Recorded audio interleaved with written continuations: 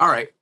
Yes. So for this video, this is one of the few times I've actually made some notes. Yeah. Yeah, Yeah, I because had to do some listening. These aren't albums I listen to all that much, but then I listen to them. I'm like, I probably should listen to these more. yeah, and I agree with you. Like, I needed to make some notes because I wouldn't like remember most of the songs because I think Yeah. most of them are kind of forgettable. But actually, I found that I really enjoy Passionworks very much. Yeah.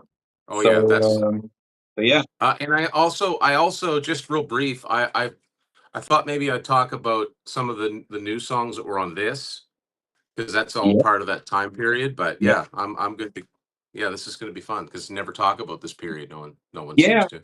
I think this period is kind of underrepresented in some ways because, like, and also during this time, they were kind of going down in popularity and they didn't sell many records. I know they were Yeah. super popular in the 70s. Dreamboat Yeah. Annie, Little Queen, Dog and Butterfly did really well. And then Yeah. I think Baby Le Strange gone gold in That's the right. US or something like that.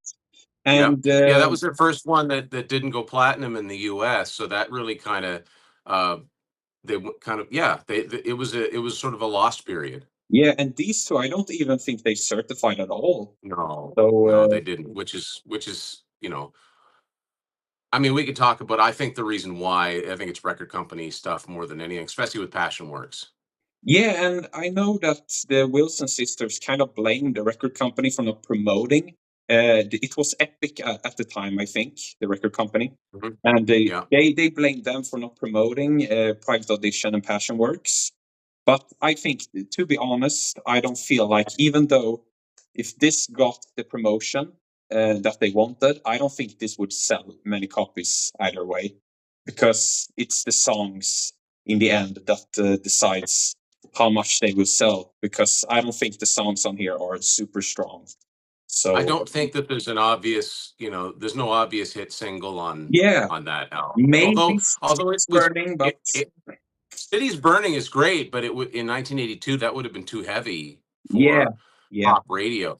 But it's funny. I listened to that album this morning. It's better than I remembered it, but it's yeah, still not. Yeah, you could see why it's sort of a lost album. Passionworks is quite good, yeah, and what's interesting about that one is that it's got the lineup that is part of their comeback. So the lineup's already intact. yeah, But yeah, we'll get into that. Yeah, yeah. it's a really interesting period. Now, let's start with the first album of today, Bebe Le Strange, released in 1980. I just love this cover. And I heard in an interview I recently watched that Ann Wilson said that this was like a cover that they really wanted to have, that they wanted to do. And they really liked this cover because some of the other covers they were not too fond of. But especially like the big hair 80s covers. Now, this is, Yeah. of course, very much big hair on this one, but like the 85 cover, they are not too fond of. But this cover is really It's cool. not as yeah, it's not as I mean, it's a black and white photo, but you can kind of tell it's not as accessorized, and Yeah, it's long hair, but it's not necessarily big yeah, poofy yeah. hair. True, true, Yeah. true. So yeah, yeah, I think this cover, this picture is just so great, and I like the back cover also. You see the Yeah, backs of their heads too, and you see, oh, that picture is good too. Yeah, yeah. And of course this is the first one uh Roger Fisher is not on. yeah, So now they're yeah, down to a quintet. And yeah, I think this is a great album that that did okay, but as you said, it was the first one to not reach platinum in the U.S. It did go platinum here in Canada, which is 100,000 copies. But yeah, yeah, it didn't. And it didn't. This is also it didn't have. It's the first time they didn't have at least a top 20 single yeah, in the charts. yeah, yeah. But even though you say that, I think "Even It Up" is like a heart classic. It's just so great. It's one of their best songs, and Yeah, yeah. But starting with the first song, "Bebe Le Strange," I think this one is really great. I like the yeah, guitar in the beginning. Do, do, do, do, do, do, do, do. yeah. I like that. It's very groovy. And yeah, Anne's vocals just so great. I think this album, they really like. introduced the band with like a new attitude in the new decade in the 80s. It's you immediately hear like Anne's vocal style is kind of different. You still hear the classic type of sound that she always had, but I think it's kind of different on this one and moving forward. So yeah, I Yeah, think it's just an attitude change more than anything. But yeah, I really like the opening on this one, and also the singing on this one and the instrumentation is kind of choppy in some ways in the chorus, and it's not like smooth like what should I say? It's kind of when she sings and the instrumentation is kind of going like this, kind of yeah, sharp in some ways. And I think it's very unique to this song. yeah. So It's very live. I find that her vocal on this song is very live, like one take in the mm, studio. yeah, what I mean is like when you say when I heard your song, it's kind of like that in some ways. Yeah, So yeah, I like that one. But Down on Me, the second track, is one of my favorites on this album. yeah, I think it's fantastic. Yeah, really, really good. It's a slower tempo one, but Anne really flexes her vocal muscles on this one. She's just so yeah. great. And I like the guitar riff on this one too. And I also like the keyboard part. I like that too. And yeah, great song. What do you think? Yeah, it's great. I think it's one of the best ones in this album. I think another reason why the vocals might be a little bit different is um, well, no, I'm sorry, that's not right. I thought this was the first album that Mike Flicker didn't have production credit on, but he does. But just so everybody knows, when it says Connie and Howie, um, Howie obviously is Howard Lee's the guitar player, but Connie is refers to collective of Ann and Nancy and their friend Sue Ennis, Yeah, who's a Seattle-based songwriter. So anytime you see it produced by Connie, it means those three. yeah, So, and I think starting with the next studio album, they totally self-produce it, and Mike Flicker is not involved because Mike Flicker was he'd produced all their albums to this point, and he was very much associated with their original deal with Mushroom, and then so you're going to get a different sound. But I think you're already starting to get a different sound here because this is, I think, a relatively tougher sounding album than definitely than Dog and Butterfly. yeah. So yeah, it's what bands should be doing. They should be changing and evolving. And I think this period overall features some very creative choices as far as songwriting and production. But Yeah. yes, we'll get back to the album. This album is definitely more rock and roll type of music than the 70s output, I feel. Yeah. So yeah, Silver Wheels is very interesting. It's this kind of instrumental interlude, very short, and it's Nancy playing the acoustic, and I think it's very pretty. It has the melody of Down on Me in this little part of it, but yeah, I think it's very good. I think it's a good break. Then you go into the song break, but I think it's a good break from the hard rocking stuff. Then you get into the song break, which is very intense and very good. And Anne's Oh vocals yeah. on that one is really, really good. Yeah, it just keeps going. Like it just reminds me what a great album this is and how overlooked it is. Great. It's it's only 2.5 minutes. It's a short little song, but it kind of gets right to the point. Yeah, and what I like about this album, like the later half, we will come to it later, but the later half kind of loses some steam, some momentum in some It's ways. front load. Yeah, it's This front loaded album for is sure. very mellow. It has some rocking tunes, but not that many. But this Right. one is Yeah. like 80% of it. It's like hard rocking stuff, and that's what I really like about this one.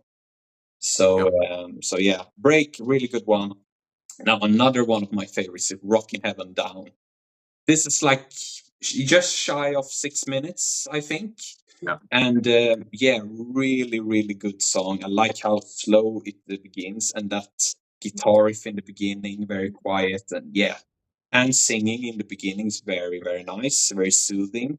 And then it just goes very heavy.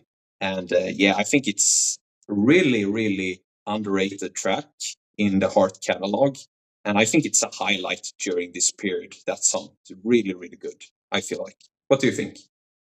Yeah, and I think this song would have been a great live track.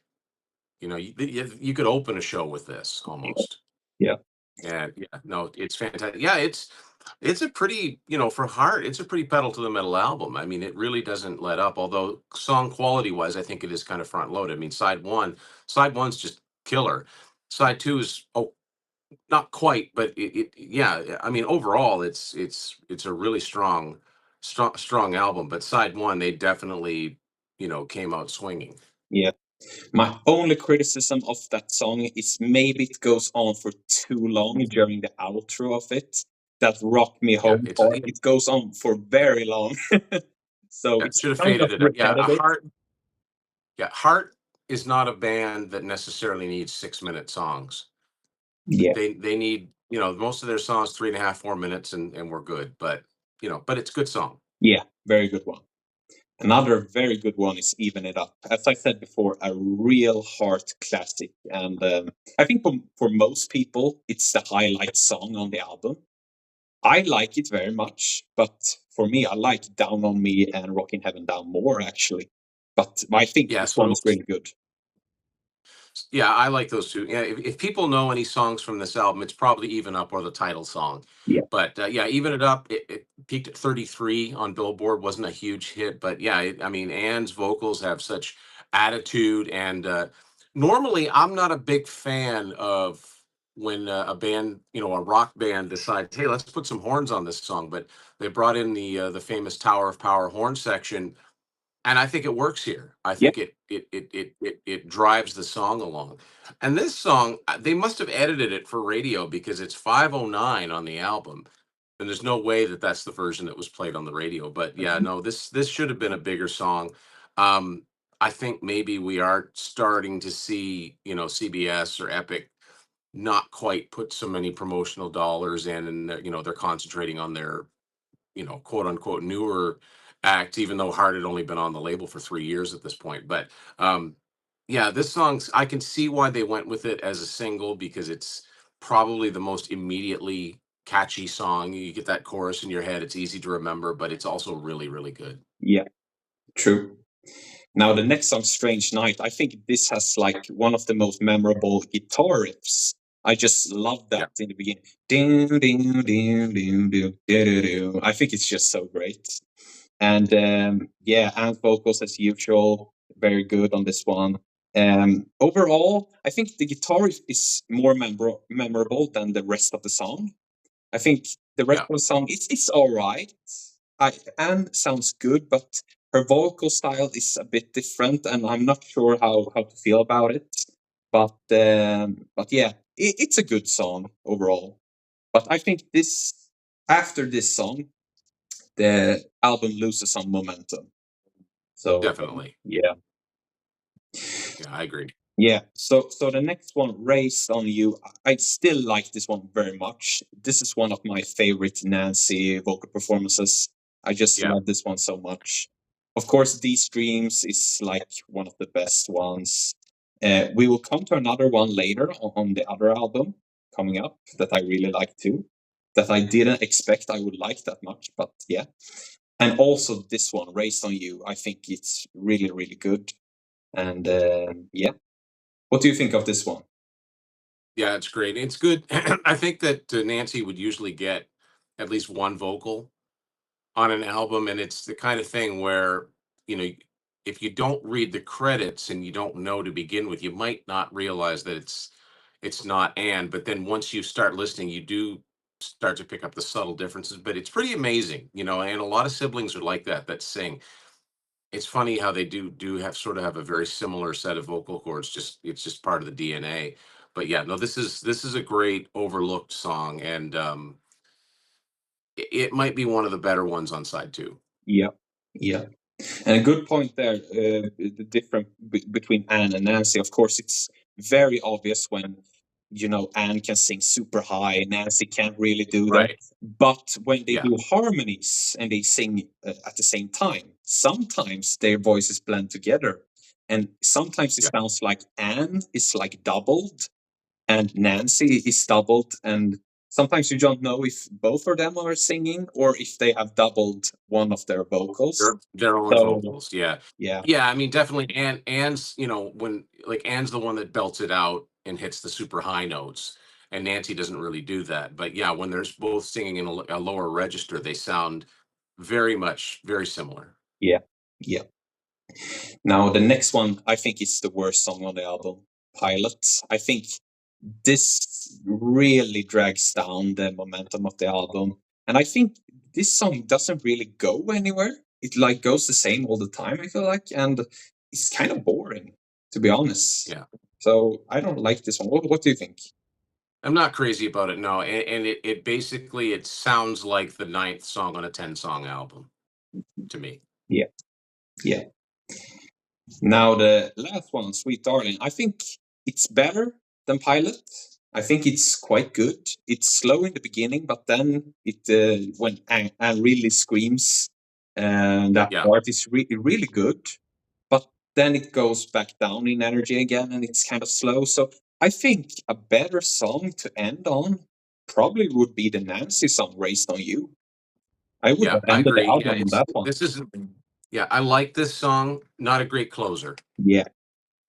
Not a great closer. That's a theme going forward for the next two albums too. I feel it's Yeah, I think so. I think yeah, so. Yeah, the sequencing starts a little more thought could have been put into the sequencing. yeah, yeah.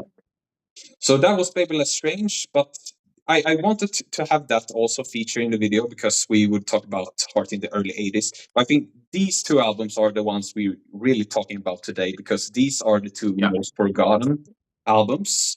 There's still some people that really like Baby Le Strange and have it ranked very high on their lists. But I feel these two are always the ones that people say, these two are the worst Heart albums during I the think classic the period. people I think that the people that say that haven't heard them. That's just my Yeah. opinion. Or Real listen to quick them though, once. also, yeah, in 1980 also, um, I'm not gonna say the band had Yeah. anything to do with it, but this album came out.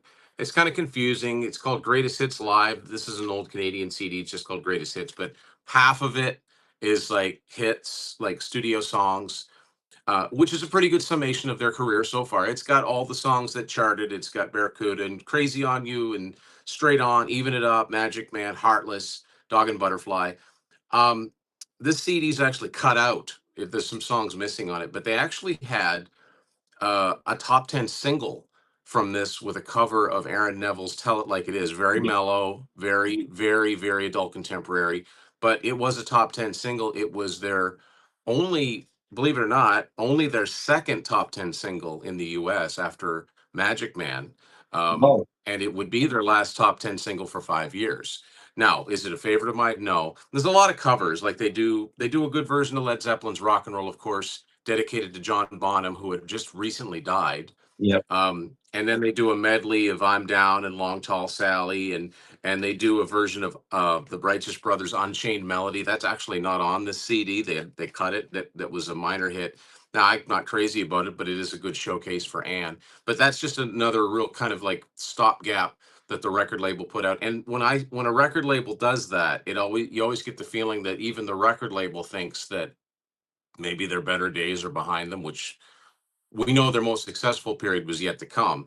But yeah, that leads us into these two albums, which I can tell you that as somebody that does a lot of crate digging and goes to record shows and looks through a lot of vinyl or a lot of like, cassette CDs, whatever, right? You tend to see the albums from Dreamboat Annie through Baby Le Strange fairly regularly. You don't see the Greatest Hits Live one all that much, but you see Magazine and Little Queen and Dog and Butterfly a lot. Private edition on Passionworks, very rarely do you see them. Yeah. Those are hard to find, and they're hard to find on CD as well. Yeah. Yeah. Yeah. The only reason why I have these ones is because I bought this like very cheap, crappy, what's it Oh called? yeah, Original yeah, album classics. yeah. But the sound Sony put out a quality on bunch of these ones those. are actually kind of good. So, but yeah, I would have liked standalone jewel case editions of these ones, but Yeah, those are hard to find here in Sweden. So yeah. yeah, yeah. This is an American one. This is really hard to find, even though at one, I mean, it was available, but yeah, Private Audition. interesting album. Last one with this lineup. Yep, So it's the last one with Steve Fossen on bass and Michael DeRosia on drums. yep, yep. Howard Leese is the only one that moved on with the band from the old Yeah, lineup. But yeah, so both survived the like Roger Fisher boot out, and also this one, Howard Leese. So yeah, he's one of the few original members that are not the sisters that are still with the lineup moving forward. So that's interesting. But yeah, the first song, "Cities Burning," I think it's one of the best on the album, and it has yeah, kind of an interesting video too. And also, I think Bebe Le Strange only had a video for Evening Up, if yeah. I'm remembering correctly. And I think also this album only had for Cities Burning, and this album didn't have a video, if I'm right. No, there's a no, and actually there's a video for This Man Is Mine, Oh, there and is. I there are didn't find it. videos for yeah, they're not shown very much, but there are videos for How Can I Refuse and Allies. Oh, okay. Yeah. Because I looked up like Yeah. part Passionworks videos and I didn't find anything on YouTube. So maybe I searched the Try wrong try thing. them try them by the title, and if that doesn't work, try like Vimeo or just Google the Yeah. videos without going straight to YouTube. But Yeah. I know there are videos. Yeah, I was surprised to find out there was a video for Cities Burning because I would have thought the record label would have wanted a poppier song to have another video for. But that's one of the things I like about the early days of music videos because it didn't seem to matter. The record label would just be like, just shoot a couple of videos. Yeah. And it didn't matter how crappy the videos were, just that they had the video. I So, love watching, and I love watching those early '80s videos because you could tell they just had no idea. But it's cool to see that footage. You know, here's what the band looked like at the time, and "A City's Burning" is a really, really cool, heavy song for Heart yeah, on a definitely non-heavy album. It's far and away the heaviest thing on here, yeah, but it's a great opener, and Anne's vocals are just on fire. She's just singing with like abandon on this. yeah. The only song on this album that comes even close to "Cities Burning" or is "Fast Times." It's the only Yeah, one that has some type of high energy to it, and but the rest is very mellow. But it is. Yeah. yeah, Bright Light Girl is very like honky tonk bar band ish. And I get the Yeah, same it's got from that piano Private kind of Audition too, the title track. I think those blend together for me. They are very similar. yeah. Uh, Private Audition to me looks like the back cover. Like yeah, it's very like 1930s, 1940s, like old-timey kind of finger yeah, snapping. Yeah, not and it's weird. I mean, it's all over the this album is all over the place musically. yeah, and that's a great point. I think both the front and back cover is very cool. I really like. It's very Oh simple, yeah. but I really like it. So yeah, I Yeah. think it's very classy. So it's much more interesting than this cover.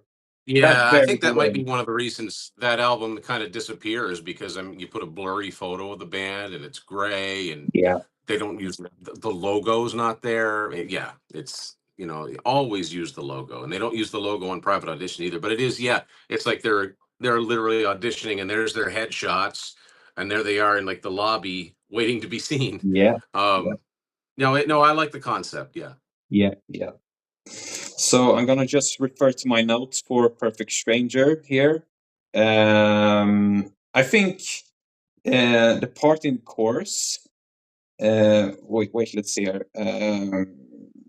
Yeah, when she sings "You've Been Gone So Long" during the chorus, she really screams that out, and I think that's a really great part of it.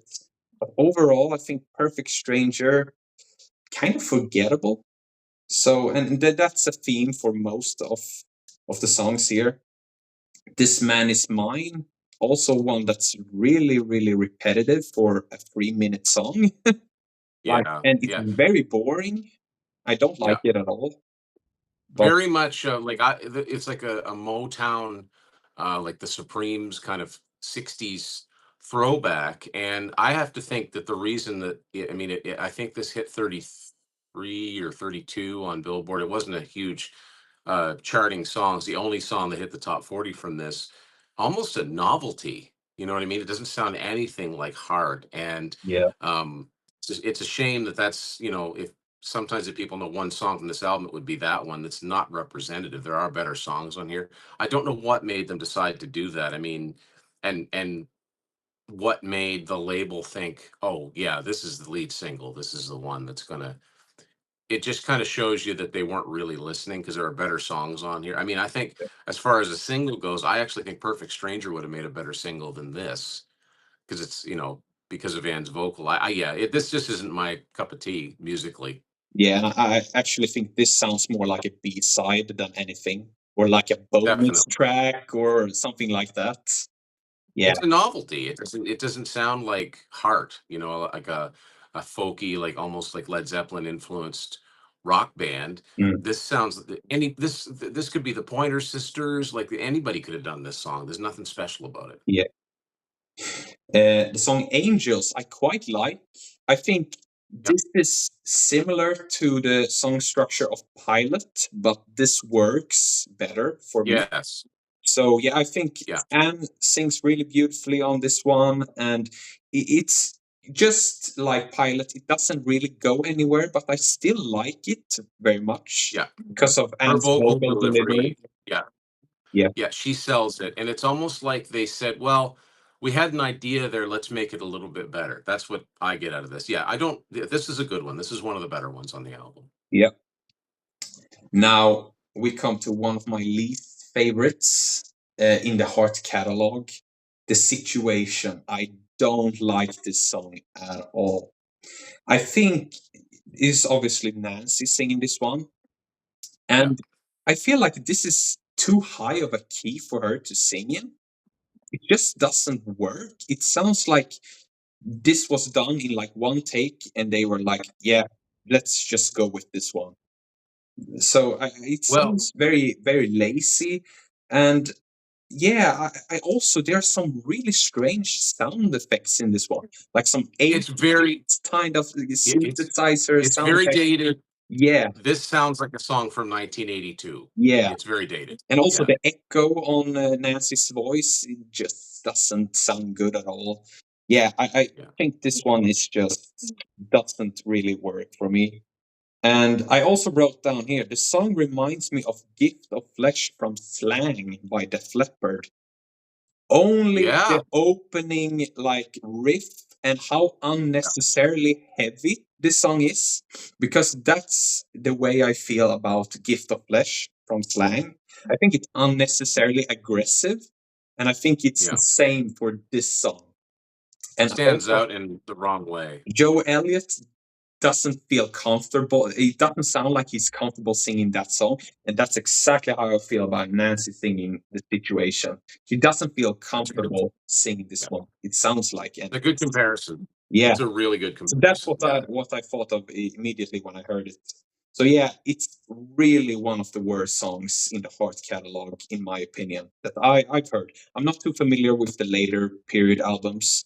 I most familiar with Dreamboat Annie up to like the Sidewalk song. That's Yeah. the period. I need to listen to those more. I've got all those albums like Fanatic and Beautiful Broken. I need to listen to them more. But Those yeah, are I agree. I s- impossible to yeah, find here. yeah. You just don't find those albums anywhere on CD or vinyl. Like I had to order them all. I've never seen any of the well, no, I did find Beautiful Broken when it first came out. Actually, that's what's odd about that. There are a lot of there are a lot of remakes on there of songs from these two albums we're yep. talking about right now. Yes, absolutely. But I have not heard that one, so I need to check that out after this video.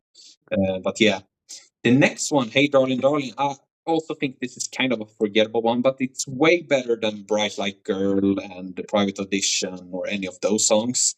But it's still Yeah. kind of bland. I feel like doesn't really stick It's out. also you get confused because the last album they had Sweet Darling. Now they've got Hey Darling Darling. Like it's like you can't.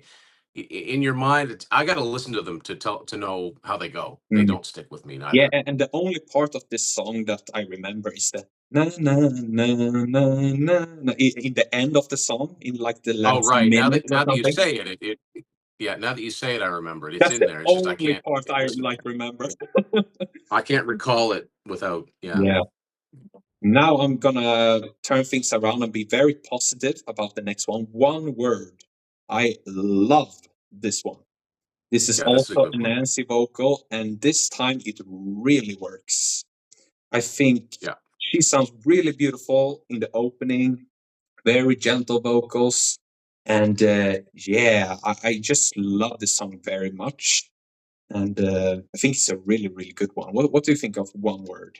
Yeah, no, I like this one too. And this one is really well suited to her vocal range. Yeah, And that's something that didn't happen on the situation. And the thing is, before an album comes out and no one's heard it, I don't know why it would be, why wouldn't it be hard for them to say, look, can we lower the key on this yeah, so it's more comfortable? Because especially if it's a song that you intend to sing on tour night after night. yeah, So, but yeah, no, one word is a highlight, I think, of this yeah. album. And also the piano playing on this, the do do do do do do. I like that very much. And in the Yeah, beginning also do do do dum do do do do. That's very catchy. And yeah.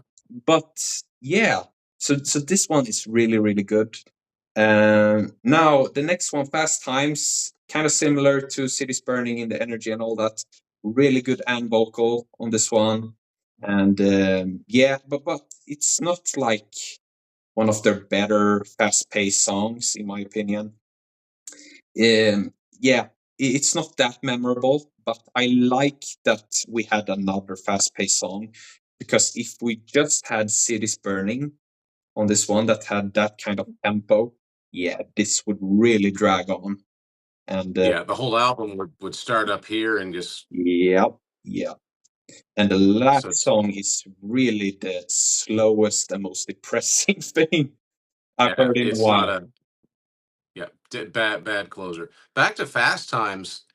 I wonder, I've never read anything about this, but I can't help but wonder if that song wasn't written for Fast Times at Ridgemont High, because that came out in 1982. I'm not sure if Nancy Wilson and Cameron Crowe were together at this point as a couple, Yeah, that's but I true. do know that Nancy has a cameo in Fast Times at Ridgemont Highs. But so it might have been in contention for being like in the theme, because on that soundtrack, Sammy Hagar does the theme Fast Times at Ridgemont High, and Billy Squire has a song called Fast Times, and in brackets, I think the best years of our lives. So this might have been written for that. I've never read anything about it, but given the connection, it wouldn't surprise me. It's the same year, but Yeah, I've never read anything to that point. And it would fit because it does sound like an early 80s soundtrack no, song to me. that feels like too much of a coincidence to not be the case. So I think there's some truth What in that. Fast Times? I mean, it's a very distinctive title. It's not just Good Times or Yeah, whatever, right? yeah, yeah, And it would have made a much better closer to this album than America. yeah, Like, yeah, wow. America, just any momentum that was built is just yep, gone. yeah, yeah. So yeah, this is similar to how Baby Le Strange ended with just a very slow song, but this is even more so. Even slower. Yeah, Yeah. and yeah, I think it's just very depressing. Just the lyrics, everything, the instrumentation and vocal delivery. Of course, they do a very good job. Technically, it's good, but I Yeah. don't like the song. So yeah, It's not a pleasant listen. no, it's Yeah. not. So I don't know who decided to put that at the end, but that was not a good choice for the last track. So yeah, Fast Times would have been perfect, and same on like Baby Le Strange, Down, Raised on You, or like any other track. Strange Night even could have been the closer on Yeah. this one. So yeah, You can end you can end an album with a slow song, but it has to be like upbeat and not depressing. it has to be a satisfying end, because this is not Yeah. a satisfying end. No, it's like a movie ending on a sad note. It's like, man, why couldn't they have ended on a happy ending. But Yeah, anyway, yeah, true. Now, the last album for today, Passionworks. This one I have not listened to too much, but just recently I re-listened to it, and of course yesterday for this video. And yeah, I think this one is much better than I remembered. So it has some really good tunes on it, but I think How Can I Refuse is a hard classic, definitely, in my opinion. I think it's very good, very catchy. You immediately hear like this album is way more 80s in the sound than yeah, Audition. Private Audition had yeah, a lot of piano on it, and it felt kind of 70s in some ways. yeah. This feels really 80s, and I love the 80s, and I love that sound.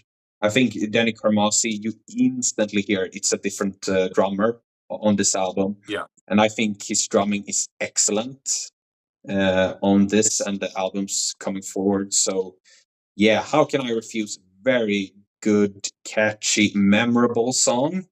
You don't get that on this album. Most of this is No, not no. memorable, but instantly on this, you hear that the songs are much higher quality and that they spent more time on the songwriting. So, yeah, what do you think of the opener? Oh, I love it.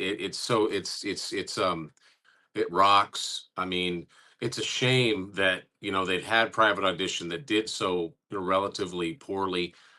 This Man Is Mine was a top 40 single, and How Can I Refuse, I think, peaked at 44. It just missed the top 40, but it's a much better song and should have been a bigger song for them. I think it just announces that this is a kind of a new band. It's that new band. So yeah, you've got Denny Carmassi from Montrose and Sammy Hagar and on drums, and you've got Mark Andes on bass, who was in the band called Firefall.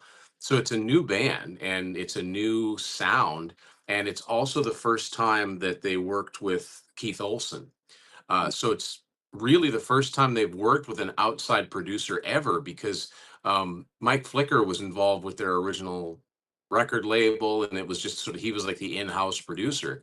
But Keith Olsen at this point had produced hit albums for Sammy Hagar, especially for like Rick Springfield, Pat Benatar. He'd worked with Fleetwood Mac, and it's a really modernized sound. But I don't think, for the most part, there's a few songs in here that sound dated, but this one doesn't. How Can I Refuse should be a song that classic rock radio plays all the time.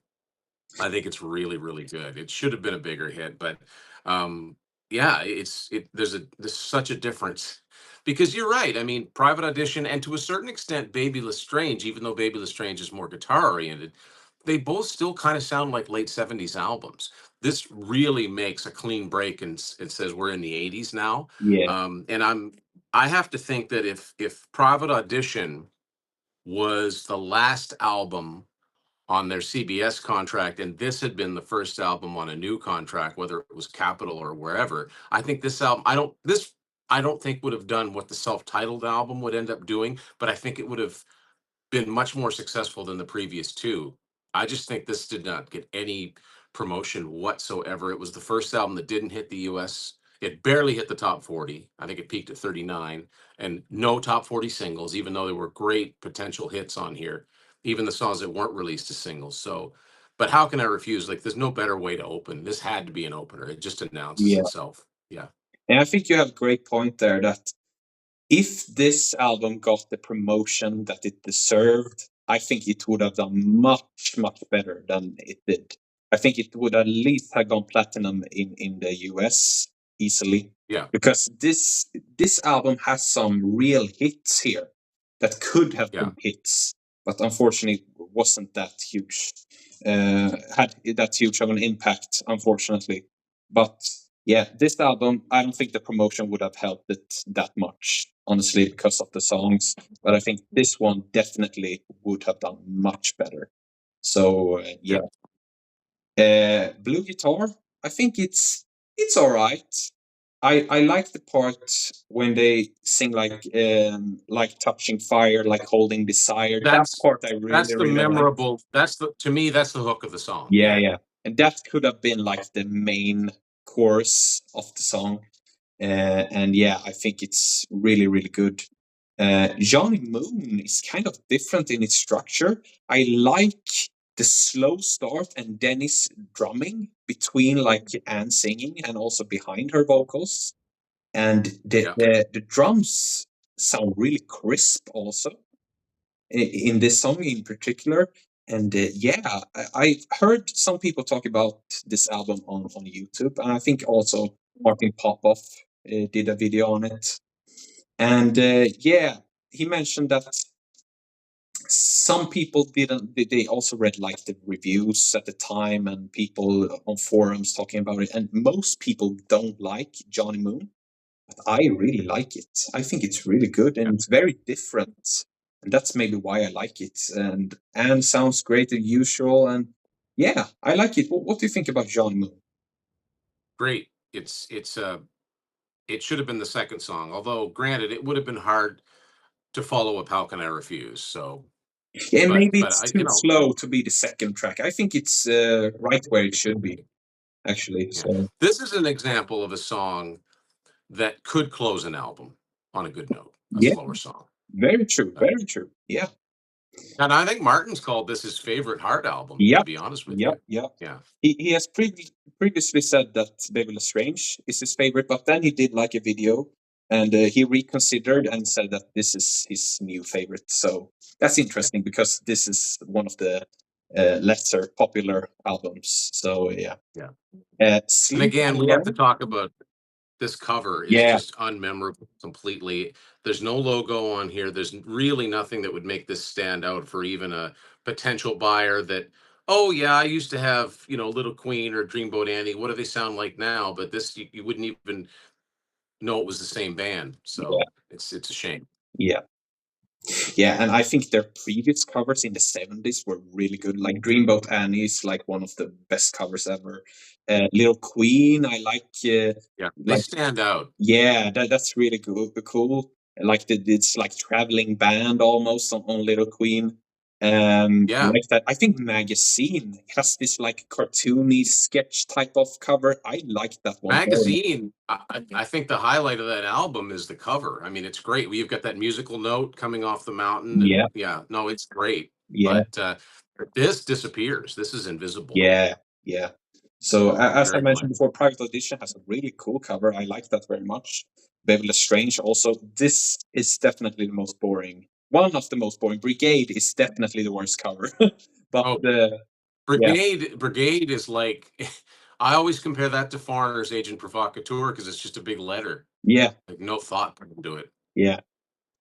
Maybe they wanted to get away from the like big hair stuff and have that as the front cover, and maybe that was like a rebellious type of action to Maybe. have this But Bad boring cover. Animals, Bad Animals had a better cover too with the sort of illustration. But yeah, no, Very true. it's too bad because this is deserving of a better better an album covers to draw people in, and this does not draw people in.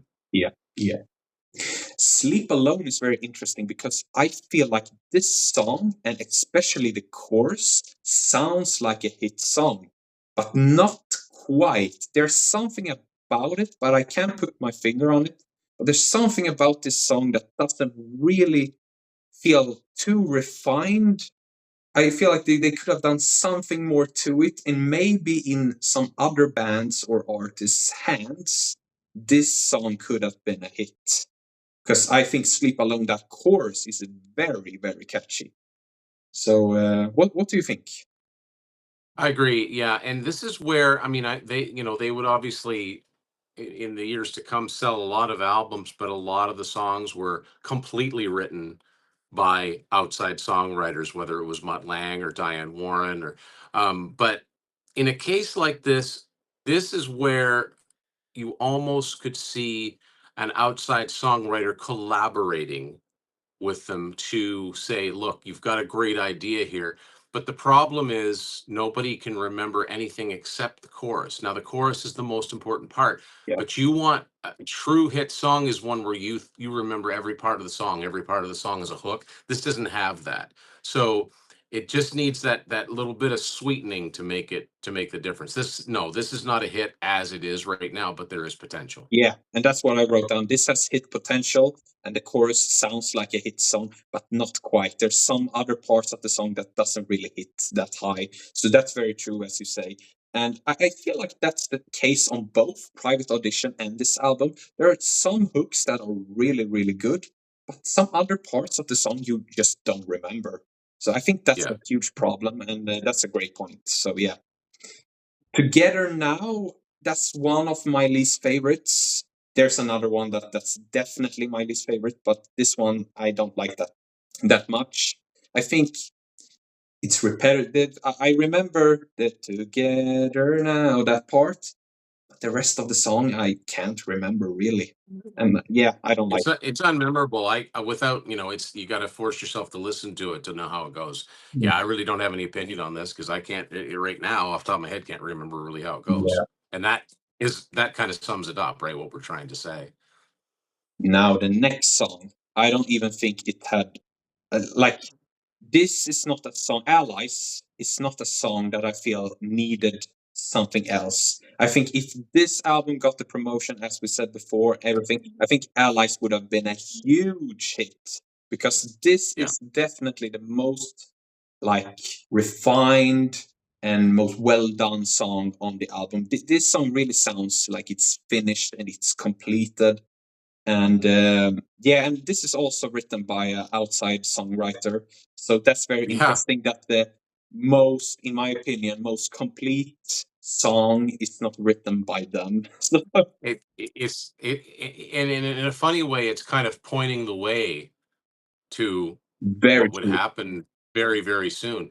But yeah, written by Jonathan Cain, Yeah. and I don't know if it was I don't really know much about this song, but I don't know if this is a song that he presented for Journey and they rejected it. I don't Mm. know, but it was the second single from this album and it hit like 83, like it hit in the top 100 but very low. But yeah, it could have been a huge hit if it had been from a movie soundtrack. It could have been a theme. It's anthemic.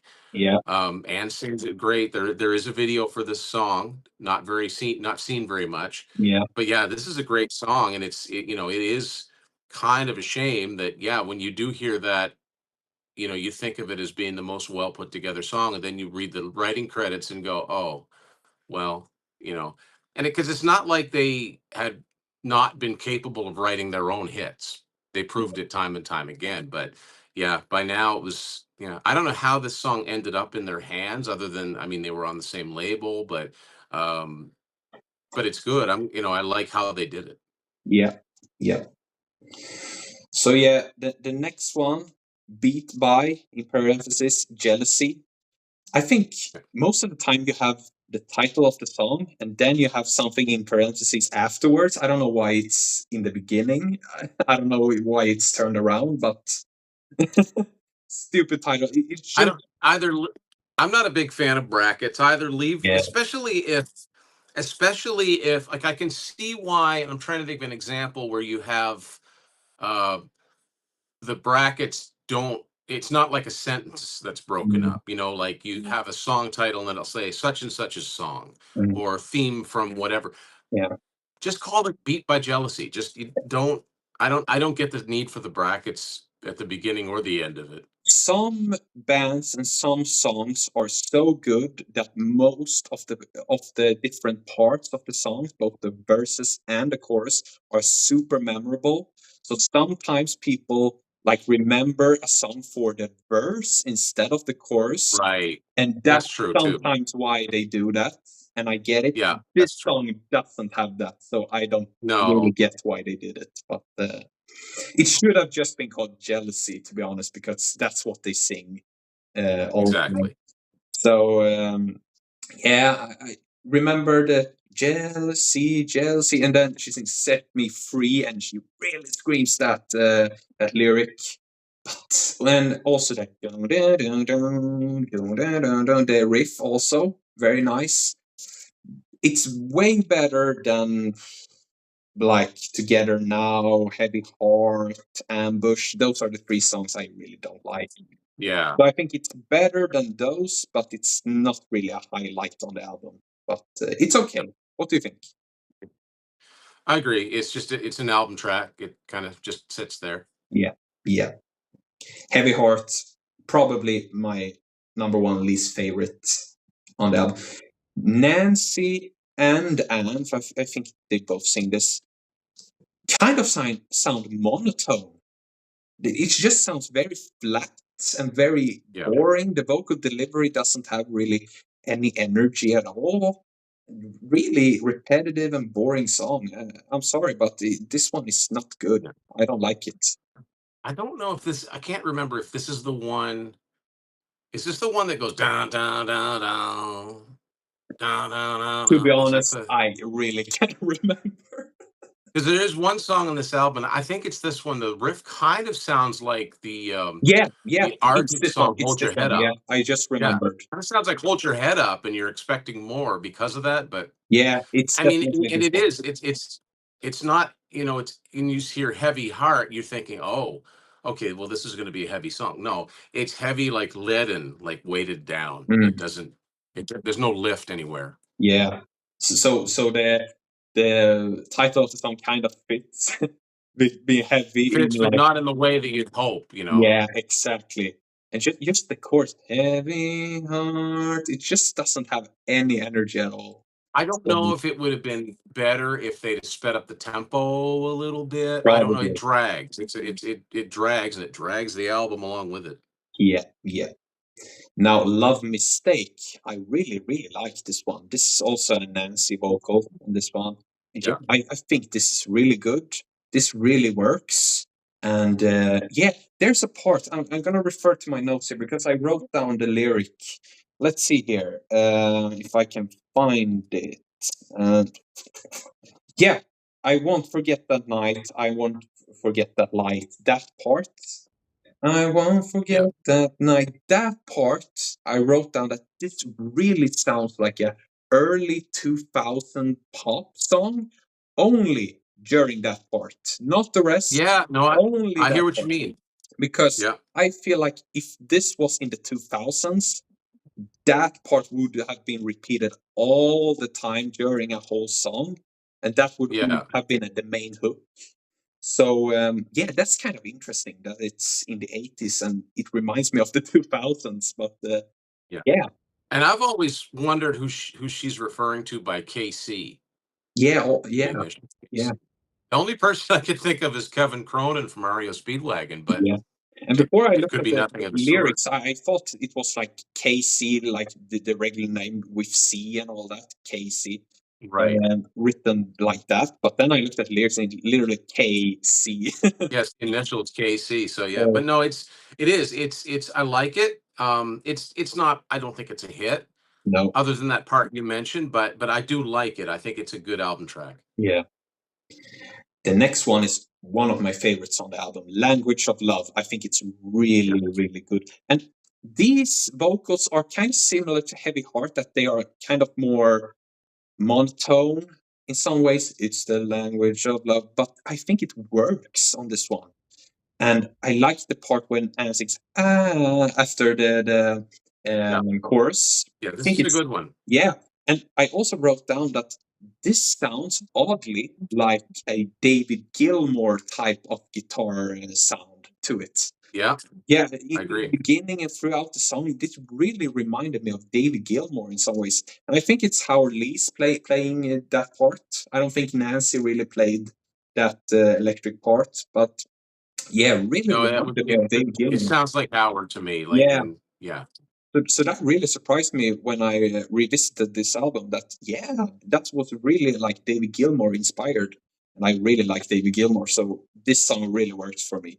So Yeah. yeah, one of the That's a better good one. ones on the album. I think How Can I Refuse, Allies, Language of Love, maybe Johnny Moon or Blue Guitar. Those are like the best songs for me.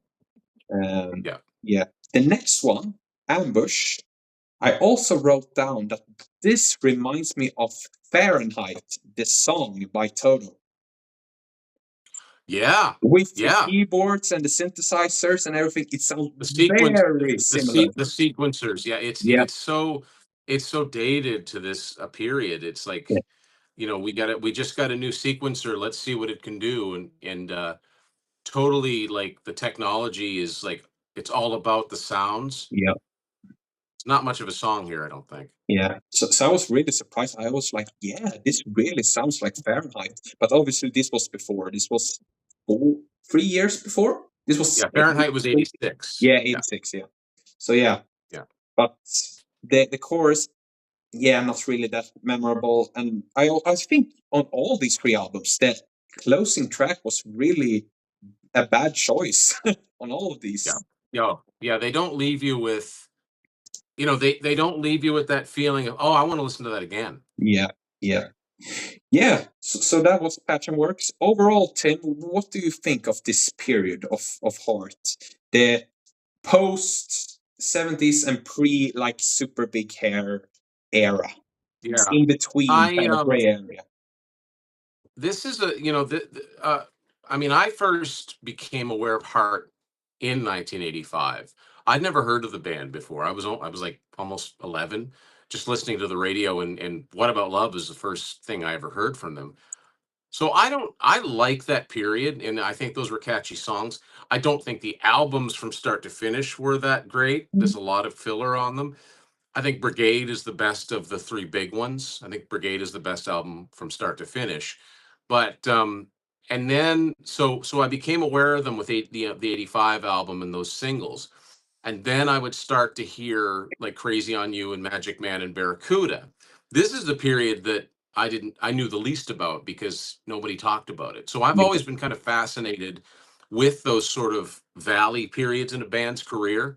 It's like, well, why does nobody talk about it? Let's go listen to it. And I think there are a lot of great songs, just not stretched across the course of one album. You know what I yeah, mean? I think of the three that we talked about, I think that Baby Le Strange is by far the best album, I agree. but they all have their moments and they're all worth checking out. And if you're, sick and tired of the well-worn, radio hits, this is a period that it's almost, it's too bad that there wasn't like a single disc compilation that had come out that just featured that sort of forgotten period, Yeah, you know. Because I think it's well worth checking out. And also this is pretty typical of bands of this period, because I would put Cheap Trick in this category too, where you get to the end of your contract and the label just doesn't care anymore, yeah, and it's really time for a switch.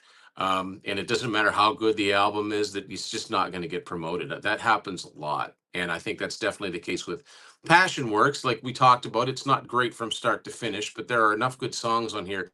It should have at least gone single platinum, but didn't even go gold. So yeah. it's a shame.